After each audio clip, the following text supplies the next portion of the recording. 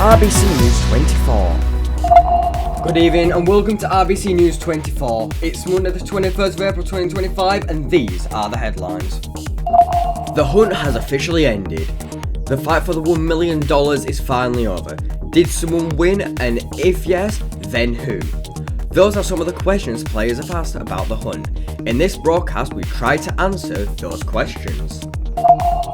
And did you think IKEA could get any worse? Well, the game 3008 has managed to do so. There, you are able to navigate the monstrosity while the IKEA employees harass you. But what might be so fun about that, you might ask?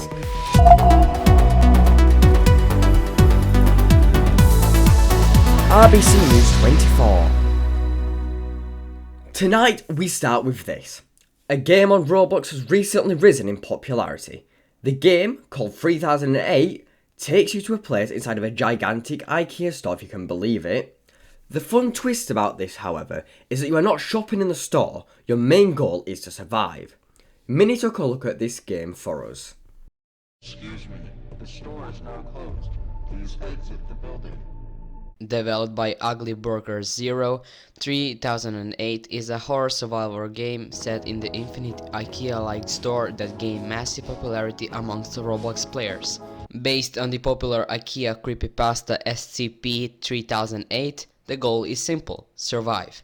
However, navigating the massive store while avoiding aggressive employees that become hostile at night makes that goal far more difficult than it sounds. During daylight hours, players can explore the store to gather food and supplies, find items such as couches, tables and shoulders to build bases, and more. While 308 can be played solo, many players agree that it's more fun when played with friends. 3008 is actively getting new updates, introducing new items, improved AI for the employees, and map changes. Many in the community have praised the developer for consistently making the game better and listening to feedback. In recent months, the game became very popular on social media such as TikTok and YouTube, leading to a noticeable increase in active players. However, this rise in attention has also led some individuals to create low-quality spin-off games, often designed to scam players or divert their attention to personal gain. So what do you think about this game? Basically an infinite IKEA game, but the employees at night kills you, so you gotta build a fort. What do you think makes 3008 stand out from other survival horror games? Because you can build. It's like a sandbox game.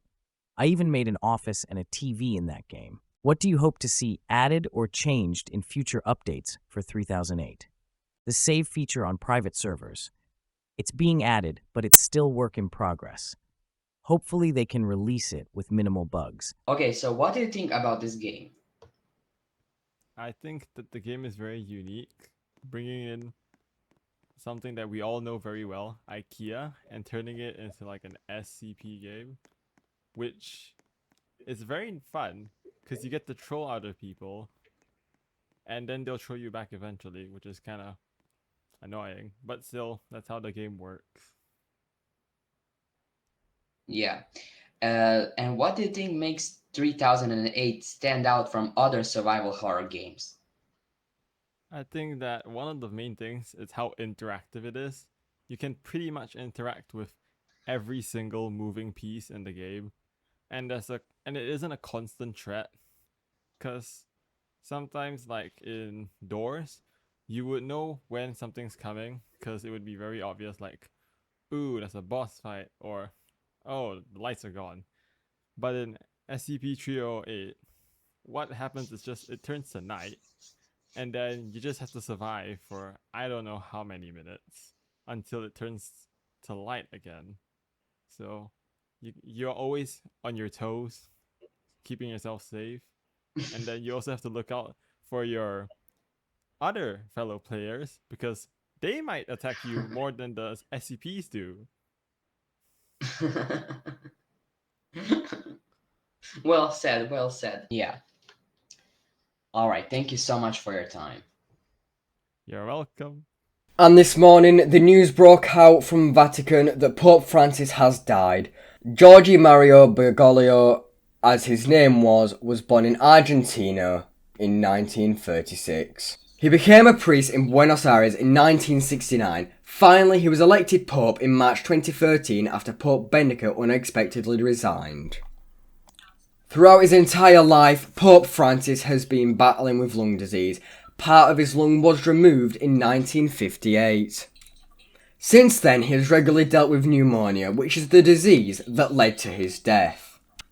Pope Francis was 88 years old.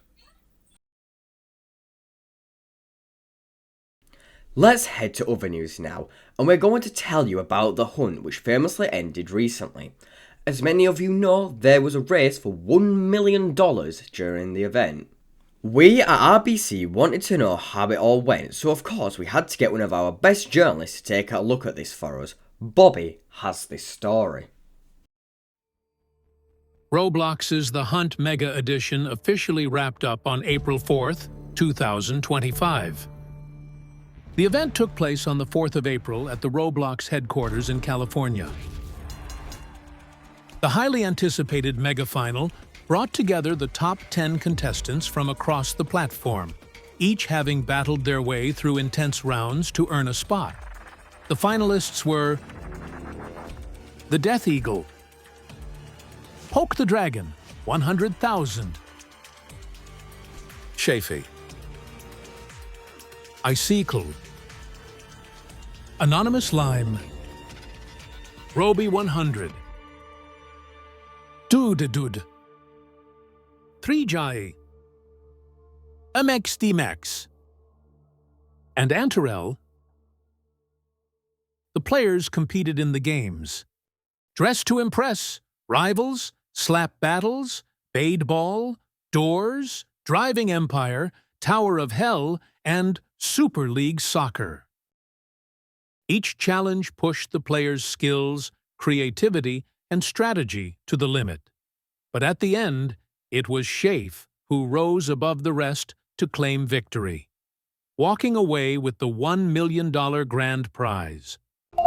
The hunt has officially ended. The fight for the $1 million is finally over. Did someone win, and if yes, then who? Those are some of the questions players have asked about the hunt. In this broadcast, we tried to answer those questions. And did you think IKEA could get any worse? Well, the game 3008 has managed to do so. There, you are able to navigate the monstrosity while the IKEA employees harass you. But what might be so fun about that, you might ask? RBC News 24. That is all we have for now. You can always follow us on our socials that should be appearing on your screen right now, until we are back on the air. You can of course always join our games as well, and explore this very studio. But thanks so much for watching, but until then, from everybody at the RBC Newsroom, bye bye.